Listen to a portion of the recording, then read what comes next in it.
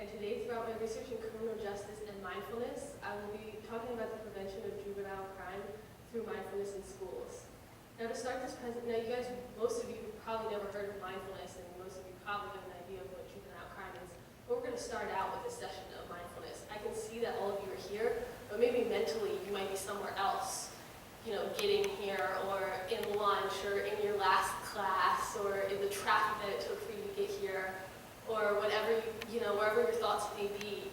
I want you guys here with me so you guys can really get the information that is about to be transferred to you guys, because it's really important and it can really make a difference in your life.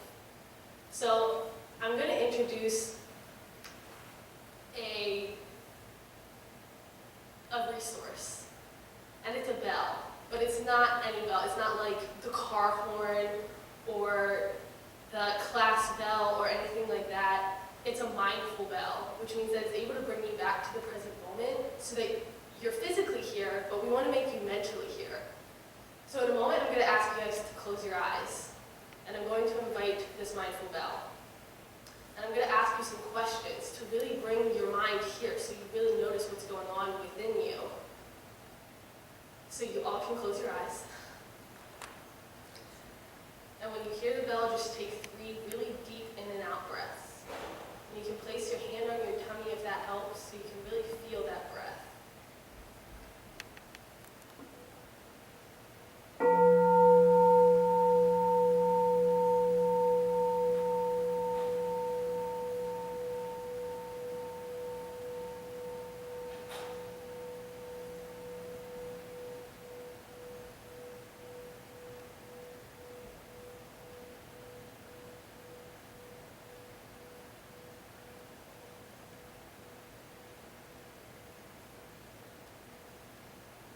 So with your eyes closed, just really think about how you're feeling.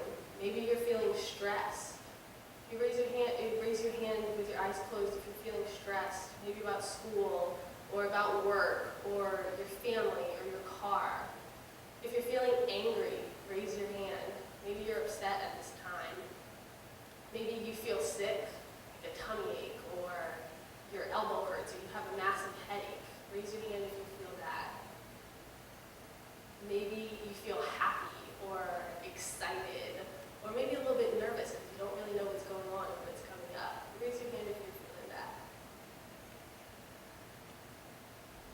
So these emotions are constantly rising throughout our body, and our elbows sometimes hurt, or our knees hurt, or these chairs aren't comfortable. So just notice all of those thoughts that are really coming through. And we're going to listen to another sound of the bell, the mindful bell, and we're going to take another 3 deep breaths. And then we're going to open our eyes. Okay, here it goes.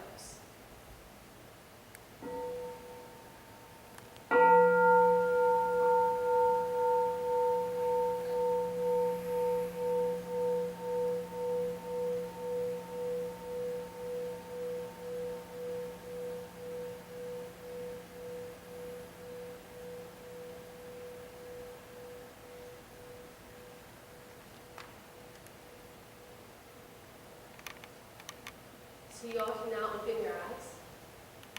So that was just a little bit of mindfulness, really noticing where your emotions are at and how you're feeling and what hurts and that sort of thing. So throughout my presentation today, I'll talk about my thesis, juvenile crime, mindfulness, juvenile crime in schools. I'll then discuss my method, results, and have a brief discussion along with a conclusion and further research that's needed. So my thesis is that implementing mindfulness curriculum into schools can bring harmony into the classroom and bringing harmony into the classroom, and it can prevent juvenile crime. Therefore, it could potentially make the world a more happy and peaceful place. So on the screen, you see a young boy. He's about 8 years old, and you see him with a gun pointed towards the TV, watching a violent TV show. That violent TV show is The Terminator, which is rated R. What this has to do with why this is on the screen is because according to John Fluke, a child welfare scholar at the University of Denver in Colorado, says that 4 out of 10 kids has experienced violence. In the US, just the US. Now, according to A.C. Houston, co-author of Big World, Small Screen, by the time an average young person is of 18 years of age, they will have experienced 200,000 acts of violence on television alone, such as this little boy watching The Terminator at 8. Now, you're probably wondering, how does this have anything to do with criminal justice? Well, according to James B. Weaver III,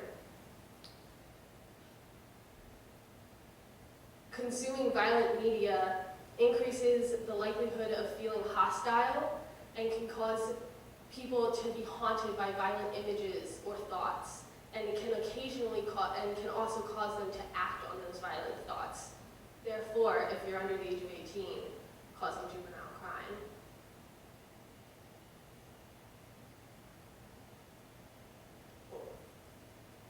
So juvenile crime is antisocial behavior or violation of the law committed by someone under the age of 18 beyond parental control, meaning that the parent doesn't have any control of what their kid is doing. So their kid is out vandalizing the wall, and their parent isn't there or isn't able to have control over what their child is doing. And another aspect of juvenile crime is that it has to be subject to legal action, meaning that you can be put in jail or served or have to go to court because of the crime or antisocial behavior that you've committed. So violent crime, to take it even a step further to defining crime, violent crime is when an offender uses or threatens use of force to commit a crime. And a couple examples of this are murder, non-negligent manslaughter, meaning that someone intentionally kills another person, normally with a car, forcible rape, robbery, and aggravated assault.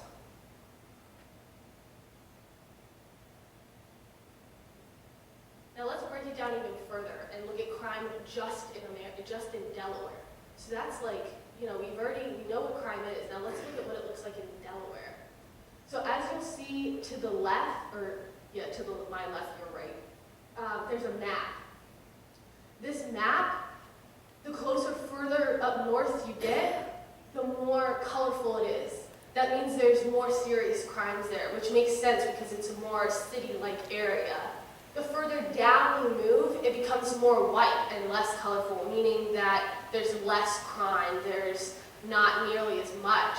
That little black spot is Woodside, where our school is, where we're sitting right now. Over the past month, there's only been 5 serious crimes, and serious crimes are included as violent crimes, as I discussed in the previous slide. Now, in 1990, a little over 165,000 juvenile criminals were convicted. It grew by 25% in 2011 to a little over 208,000. And in 2007, 25% of suspect shootings in just Wilmington, which is further up the map, where it's real colorful, were considered juvenile criminals or under the age of 18. So this breaks it down even further to what the counties have looked like for convicted juvenile criminals in 2011. There's a total of 403 crimes committed in the state of Delaware. Of those 403, 255 were committed in Newcastle County, where there's a more city-like aspect. 94 were committed here in Kent County, where we're currently sitting, and only 54 were committed in Sussex County. So now let's break it down even further. Let's bring it to our school. So there's 2 different kinds of crime that are committed in schools that are classified by the Department of Education. Those crimes include violent felonies, gun-free school offenses, weapons offenses, drug offenses, assault of the 3rd degree, which is the lowest level of assault, and unlawful sexual conduct. So Here in Delaware, 637 of those crimes were committed here in Delaware. School crimes were committed here in Delaware, but only 5 were committed here at Polytech in the year 2014-2015.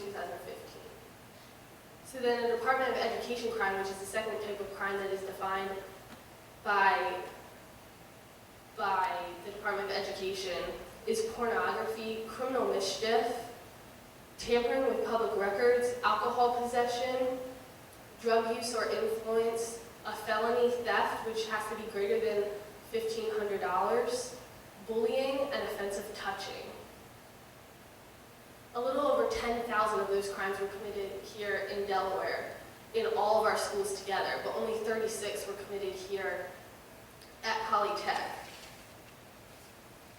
So now you're probably wondering, how does this even relate to mindfulness? We've gone into juvenile crime, we're talking about how it is in our schools. Well, mindfulness, as we practiced earlier, really brings us to the present moment.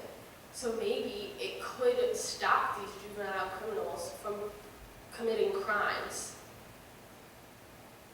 So mindfulness is the practice of being aware of the present moment by noticing one's mental, emotional, and physical state, as well as the mental, emotional, and physical state of those around them and the physical surroundings.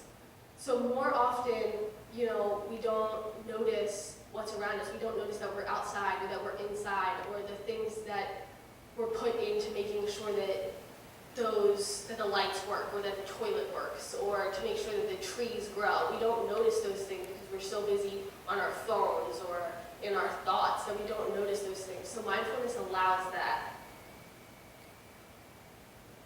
So ways to practice mindfulness.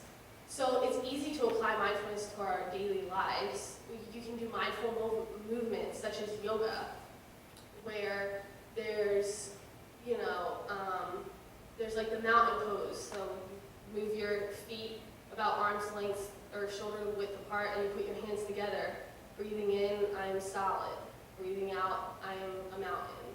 And so that's some ways, so you can take a yoga class or something like that, but it's also called mindful movements because you're really aware of what you're doing.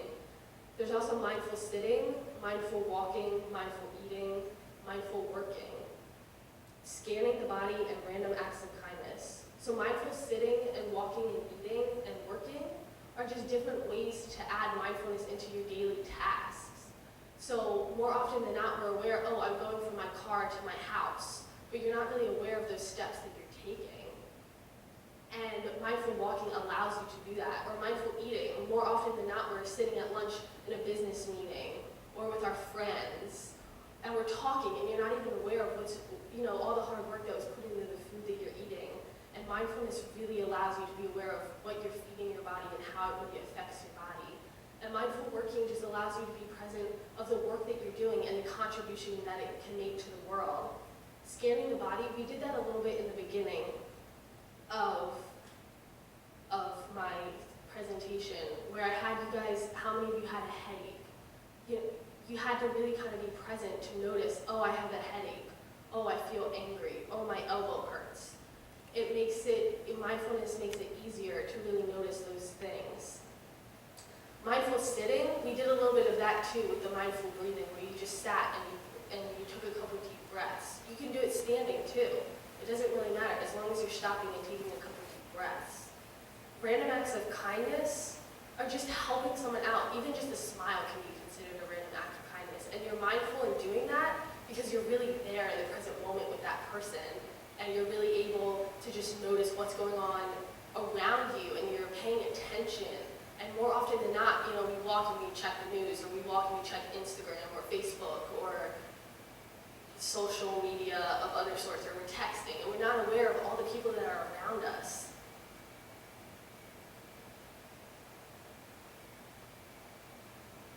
So this is a short video just showing, talking a little bit more in depth about mindfulness. And we'll only watch the first couple of minutes because it's quite long. So mindfulness is, first of all, the energy that helps you to recognize the conditions of happiness. Anyone can help remind us that we can be happy right here and right now.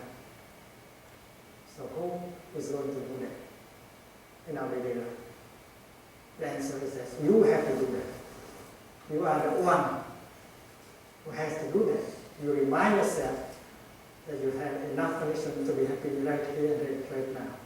And you remind the person next to you, and the person, the other person, the person that is next to her or to him. So that is the practice of mindfulness.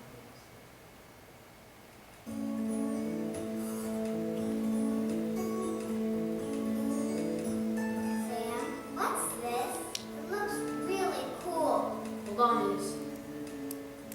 Sam, I really think you should see this.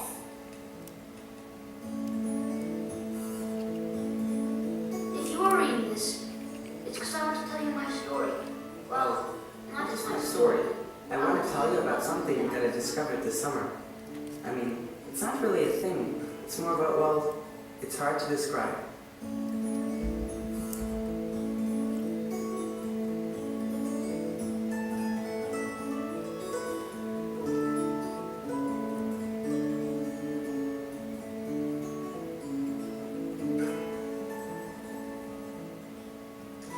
We're standing like a mountain, calm, safe and free. We're standing like a mountain, as high as you can see. I've got a pebble in my pocket, maybe one or two. I've got a pebble in my pocket. Hey, look, here's one for you.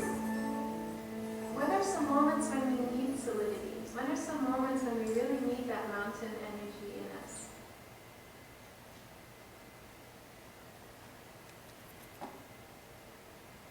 So that video there just talked a little bit more in depth about some of the other practices. Using pebbles can help you do sleep meditation and can allow you to be a little bit more present about the emotions that are going on inside of you. So who can benefit from mindfulness? Well, potentially everyone. I mean, as long as you're breathing and being there, everyone can really benefit. It helps everyone, especially teachers. According to the Alliance for Excellent Education, roughly 500,000 teachers quit every year or move or relocate, but that's still quitting. We lose 500,000 teachers from our education system every year. That's a lot. 1 out of 10 teachers will quit within their first year of becoming a teacher. So all those first-year teachers that could have been excellent teachers don't even make it. So mindfulness can especially benefit them because there's such a lack of support. Like you can see the teacher's brain image there. That's all the things. That's just some of the things that the teacher is thinking about. You have to think about how are your kids learning, the personal things that you want to take care of, what your administration wants you to teach, Common Core, curriculum. There's so much that teachers have to teach, and they're not able to really be present, and so it's so stressful for them. So they have to quit, or they feel the need that they just aren't getting enough support, and mindfulness can offer that support so that they're really understanding, that they're really supported, and that they're making a difference. So we're going to watch another brief video that shows teachers talking about how mindfulness really benefited them.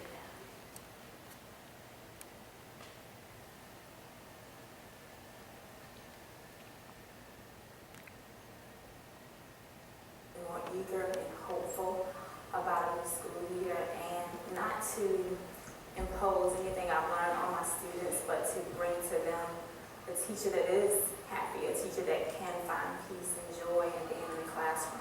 I have tremendous hope for my future, what I can do as a teacher. To know that I can be a part of this mindful movement.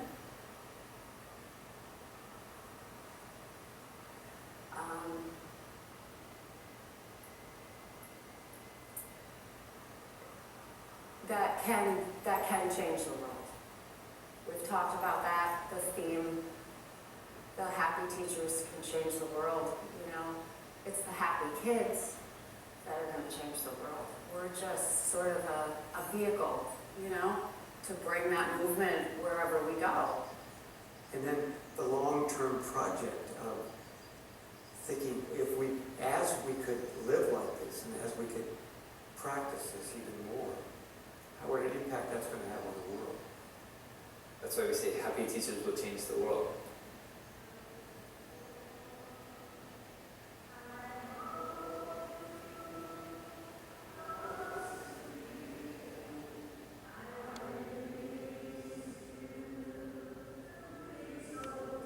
You can stop that video.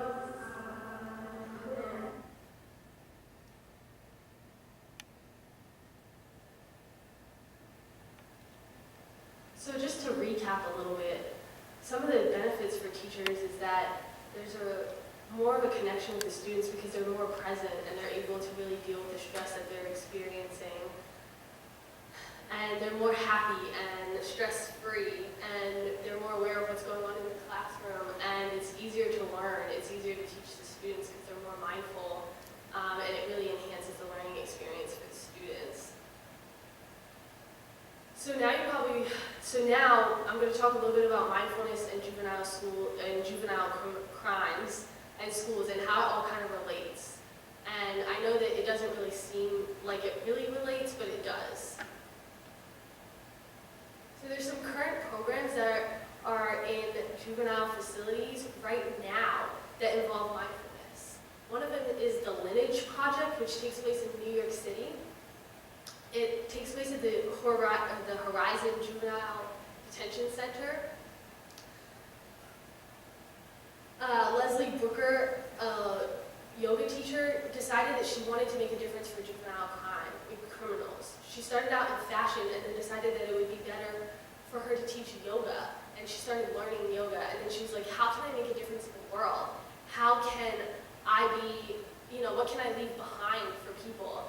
And so she started working with the Lineage Project, which allows her to go into juvenile detention facilities with specifically males and teach them yoga. She said that she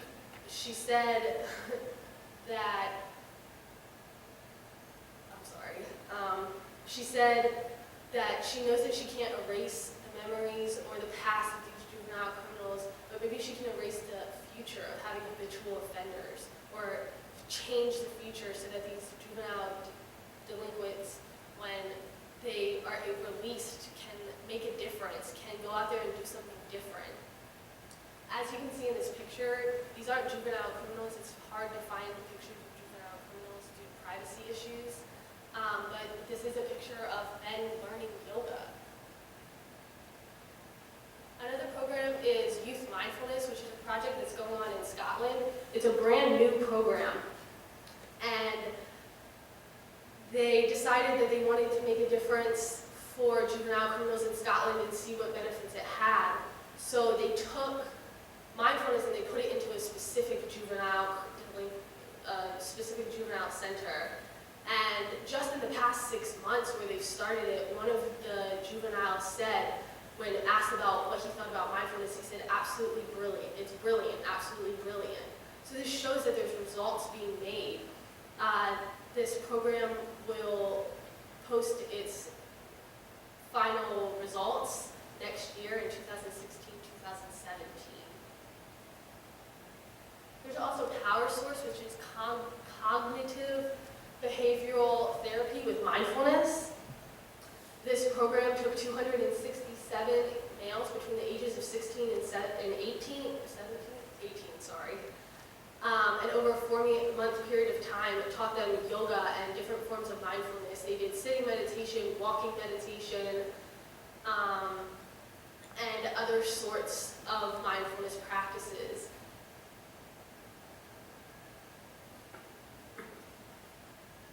So some of the benefits of these programs is that juvenile crime has stopped and habitual offenders have been prevented. It teaches them new skills so they have different ways to deal with their anger. And I'll talk about that in a moment, a little bit more in depth. It also helps better sleeping patterns, and it decreases anxiety and agitation, allowing them to be more peaceful and feel less angry. I know this is a long quote, but I thought it was really important. One of the juvenile criminals was asked if he had used mindfulness, and he said just yesterday he was pulled into the kitchen, and he was told by another juvenile criminal, we're gonna fight. And his first instinct was, okay, let's fight. And he took a minute just to breathe. And by doing that, he realized all the things, the consequences if he did fight. He would lose his job in the prison kitchen, which he enjoyed. He'd have to go to court again. He'd have to hear the judge comment about him fighting and how he could do better than that. And he didn't want to deal with those consequences. So he chose not to, and he got himself out of the situation. But normally he would have fought. So you can see right there, even in jail, like even in the prison, these juvenile criminals are able to stop their habit energy. So then there's current programs in schools that are helping to teach mindfulness and deal with juvenile criminals at the same time. One of these programs is meditation at the soles of the feet. This program took 3 students in middle school who were bound for expulsion, Ricky, who had fighting issues, Kent, who had anger issues that were kind of similar to Ricky, but they were a little bit different, and Libby, who enjoyed setting fires. And they followed these kids for a year, teaching them mindfulness several times a week and working with them to teach them new skills. And although they weren't able to follow these 3 kids to high school, they graduated from middle school, which in the beginning of the year, within the first 2 weeks, they were told they were going to be expelled. So we're keeping kids in school who could not be in school because of these emotions that they're feeling and the anger and these different habits that they've built for each other or for themselves. Another program is the Attention Academy program, which was a 24-week program. There was 12 sessions, and they were 45 minutes apiece. In these sessions, they taught them sitting meditation and walking meditation and total relaxation, which is part of my product, which is laying down and doing breathing and different programs like that. And what they found was that these kids felt less stressed and less angry. So some of the benefits is that it increases the connection between the teachers and the students, and it increases the want to participate in class, so they have more kids participating in the classroom. And there's less test anxiety because they're taking those deep breaths before the test to remember everything that they might have forgotten. Sorry. And there's a decrease in behavioral issues. So these students are more in school, learning more, participating more. So they're able to learn more and do better in school because they're in school rather than being sent home for behavioral issues or not learning anything at all because of their anger or other emotions. The problem with these programs is that they only last for a short period of time. There's no really set curriculum, or there's lack of funding, so people aren't really able to teach it. Or there's not really curriculum out there for how to teach it, so people just kind of take experts who know what they're doing and bring them in to teach. So the first part of my product is that in order to teach mindfulness, you have to really know mindfulness. So in the first 2 aisles, there's this first packet that's called Educator's Retreat, the basic guide to a retreat. You can pass those around. This guide is a way for educators to know how to plan the retreat. And so they allow the student to really learn what's going on, or the educators, they teach the educators how to teach mindfulness and what they're doing and that sort of, and so that they're able to go back to their schools and teach. And in that guide, there's different programs. There's online programs or retreats and that sort of thing, and ways to bring people to the school to teach. Then I created curriculum so that when after the teachers have a basic foundation of mindfulness, they're able to teach it. Often or not, teachers are so set on Common Core and the other requirements for teaching curriculum that they don't really have time to set up curriculum, or they don't really know how to set up curriculum. So I created it so that teachers are just able to take the skills that they've learned and take this curriculum and teach it. And you can teach it over and over again. So that although there's not 150 lessons, you can continuously teach it and you can build onto it. And you're building a muscle for these students. So you just keep teaching the same thing. So this is another picture of the curriculum, which is down below. There was also within the curriculum, there was mindful movements, which was another packet, which is one of the lessons was to teach the kids mindful movements. Kids need to move, students move around, they like to move. So there's different ways to teach so that you approach all learning, all ways of learning. So I actually took this class and I took my curriculum and I brought it into Polytech. I took a third period class, which is right during lunch. That's 11:30 to 1:30, and I taught it before lunch. So that's 11:30 to 12. In this course, it was mainly a freshman course. There was 7 freshmen, or there's 7 14-year-olds, 4 15-year-olds, 1 16-year-old, and 2 17-year-olds. And their grades varied from freshmen to seniors, although there was only 2 seniors that were both male, and all the females were freshmen, which you can see on the graph to the right, or my left, your right. So that's the demographics of this course. So now I'm going to show you a little clip of what we were teaching them. Now, as you can see, that's obviously not me on the screen. So I took my mom, because I have resources of people who have known mindfulness much longer than I have, and who've been teaching it much longer than I have. And I'm just starting to really understand what mindfulness is and really starting to dig deeper into how to teach it. So my mom has taught mindfulness before and shared mindfulness with other people, so I asked her if she'd be willing to teach the curriculum that I had made. And she was more than willing to. You won't really be able to see the students in the video due to privacy issues, but so this is just a little bit of what we were teaching them.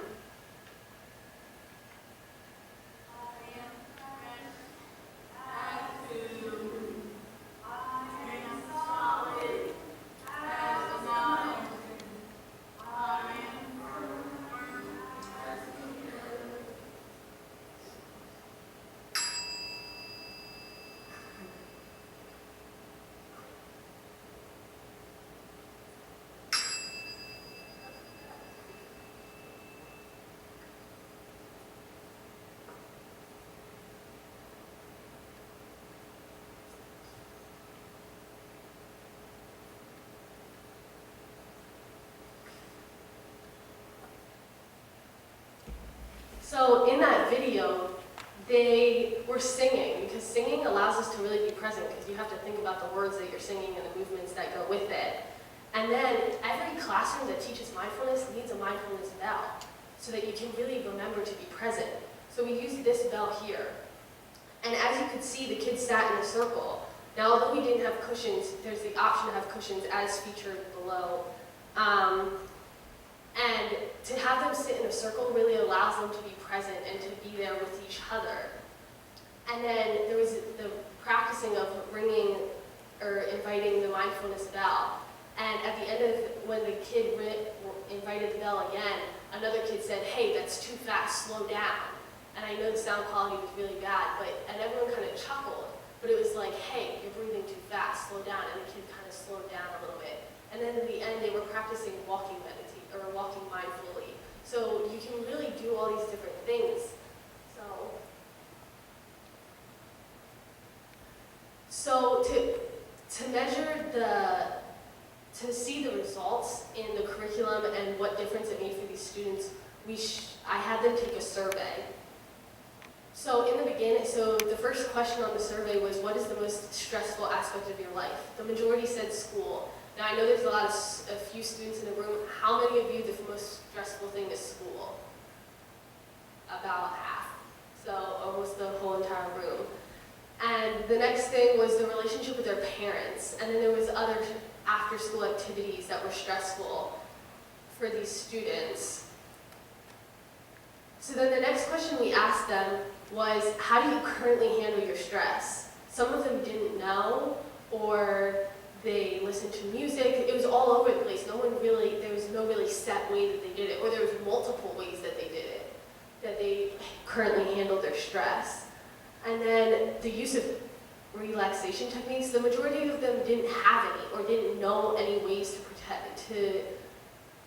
to relax, which is, that adds to your blood pressure and that affects your health and how you focus in school. So then, after the 4-week period of mindfulness with 30-minute sessions, I had to take an additional survey. Their level, the aspects of their life that still stressed them out was still the same. It was still school and relationships and sports and other outside of school activities. But the real difference was the way that they handled that. A lot of them were playing sports or eating or breathing, and so they were able to really make a difference. They said that the thing that they liked most about mindfulness was the fact that it calmed them down and that they felt more relaxed and less stressed out.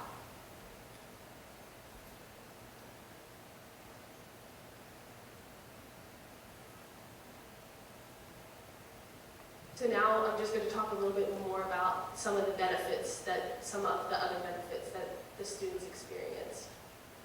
So this is a video, and I know that the sound quality is kind of bad, so if you could hit play, that would be great.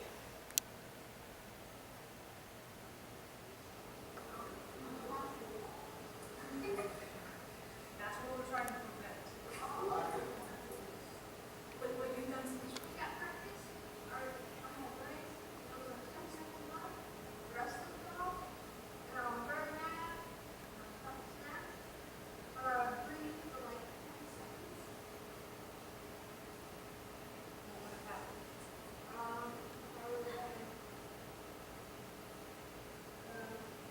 gotten practice for the day and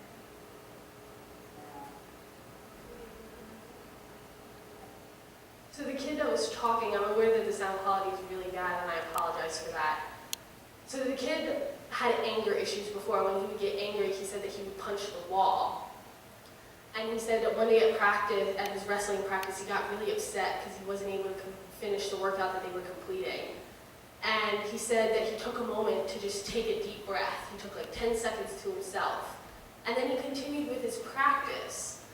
So then he was asked the question, well, what would you have done 4 weeks ago? What would you have done before? And he said, I probably would have got really upset and thrown a fit and hurt myself or hurt someone else. So you can see that this kid who was violent before was able to just take a moment and breathe and continue with what he was doing and continue with his practice.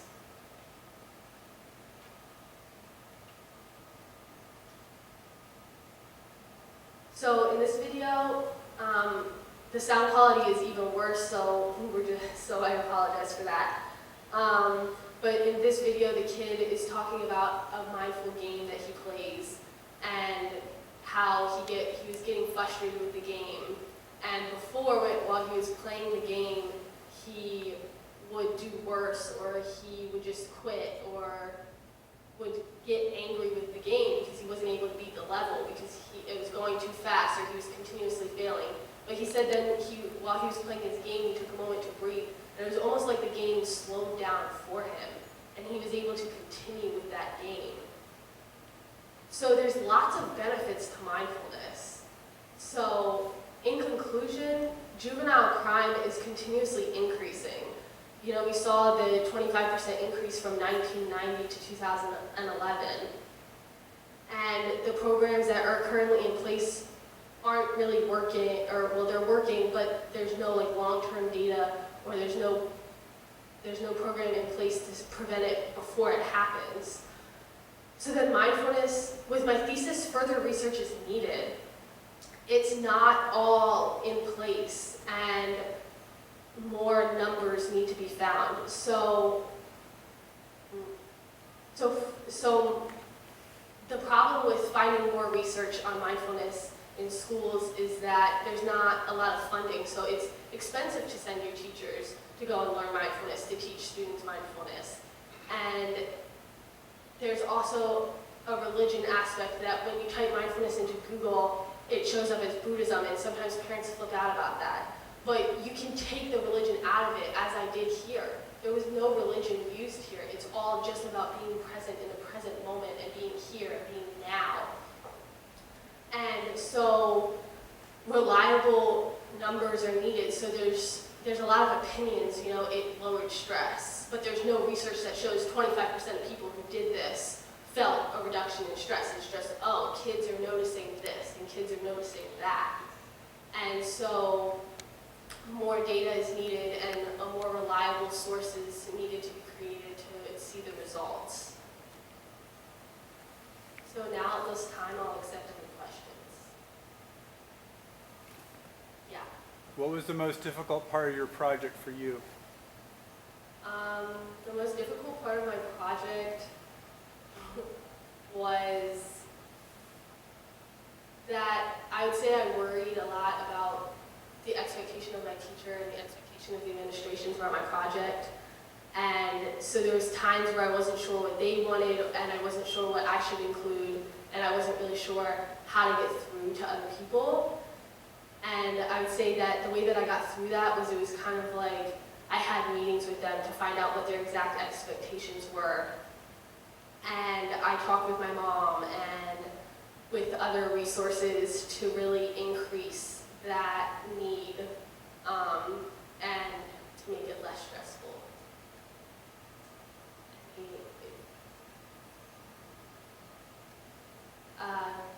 Kevin Smith, yeah. Do you plan to keep working in this area, Zoe? I've talked with the teacher that I was teaching mindfulness with about maybe the possibility of continuing mindfulness in his classroom once a week, just so that to see the further researches, to see how further research continues throughout the rest of the semester, and he said that that would be okay, so yeah.